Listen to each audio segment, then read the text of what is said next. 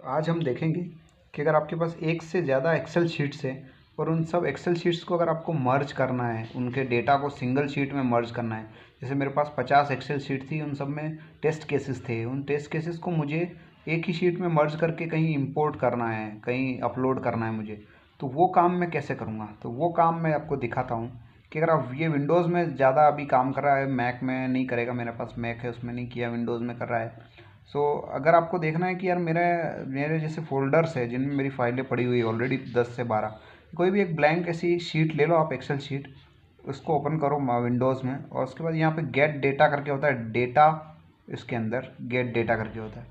Gate data के अंदर जब जाओगे आप, तो यहाँ पे होता है फ्रॉम फोल्डर। गेट डेटा के अंदर सिलेक्ट करोगे पावर क्वेरी फ्रॉम फोल्डर। और फ्रॉम फोल्डर में मैं देख सकता हूँ कि मुझे इस फोल्डर के अंदर से फाइलें लेना है। इस फोल्डर के अंदर ऑलरेडी एक्सेल शीट्स अवेलेबल है, एक्सेल फाइल्स अवेलेबल है, 10 से 12 एक्सेल शीट्स। तो ये ऐसा एक्सेल शीट्स ओपन हो जाएगा। ये एक्सेल शीट्स ओपन होने के बाद यहाँ पे नीचे आप देखोगे कि एक ऑप्शन है कंबाइन एंड ट्रांसलोड, ये वाला।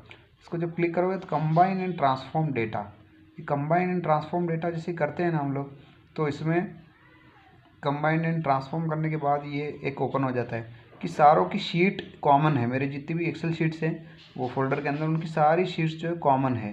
तो वो सारी शीट्स कॉमन है, तो वो बोलता है कि आपको शीट के बेस पे करना है। अगर कोई और होगा तो शीट के अंदर डेटा के बेस पे भी वो आपको दिखा देगा।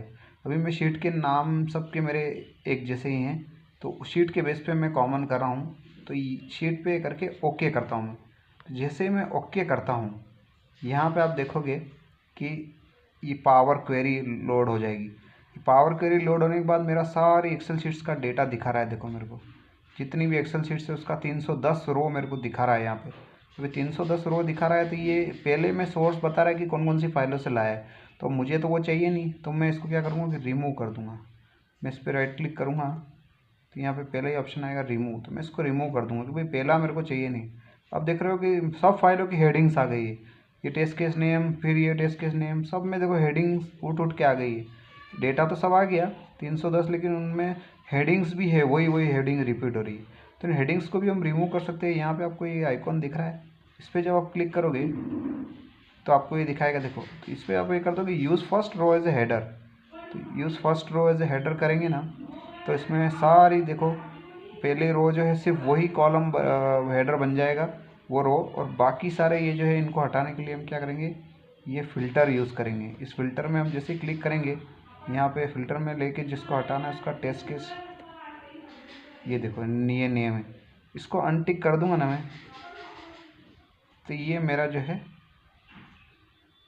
वो सारी सिर्फ पहली वाली हेडर रहा, बाकी सारे चले गए। मतलब 200 फाइलों के अंदर से सारा डेटा आ गया, और वो पहले ही हेडर के अंदर, सारे हेडर सेम है हर फाइल में, इसलिए पहले हेडर को मैंने रखा और बाकी सारों को ये इसमें कर दिया। ये सब करने के बाद आपको ये पावर क्वेरी अलग से क्लोज एंड लोड इसको बंद करना है। तो ये क्लोज एंड लोड जैसे ही सेव करोगे, आपका जनरल एक्सेल शीट के अंदर सारा का सारा डेटा आ गया। देखो तो ये सारे टेस्ट केसेस मेरे डिफरेंट डिफरेंट फाइलों से आ गए हैं।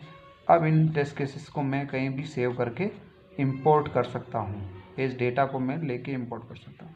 ये बहुत अच्छा टूल है टेस्टर्स के लिए। ध्यान रखें कि एक्सेल के अंदर आप इसको गेट डेटा का यूज़ करके, gate data from files, different different files के थ्रू आप डेटा ले सकते हो और मर्ज कर सकते हो एक सिंगल एक्सेल शीट में। Thank you, it's very helpful.